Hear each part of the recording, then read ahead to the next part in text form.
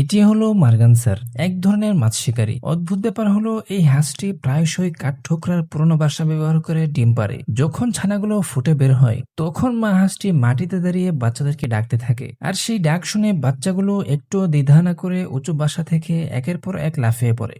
অবিশ্বাস্য হলেও সত্য, এত উচ্চতা থেকে লাফ দেওয়ার পরেও বাচ্চাদের কিছুই হয় না, কারণ তাদের শরীর খুব হালকা আর নিচের নরম পাতা আর ঘাস তাদের নিরাপদ রাখে। তবে এখানেই শেষ নয়, আসল বিপদ লুকিয়ে আছে অন্য জায়গায়। সব থেকে বড় বিপদ হলো বাচ্চারা পানি থেকে দূরে থাকা। তাই কোনো শিকারের চোখে পড়ার আগেই মা হাঁস তার প্রিয় বাচ্চাগুলোকে নিয়ে দ্রুত পানির দিকে চলে যায়। নিশ্চয়ই আল্লাহ তাআলা উত্তম পরিকল্পনাকারী। বন্ধুরা, ভিডিওটি ভালো লাগলে চ্যানেলটি সাবস্ক্রাইব করে পাশে থাকুন।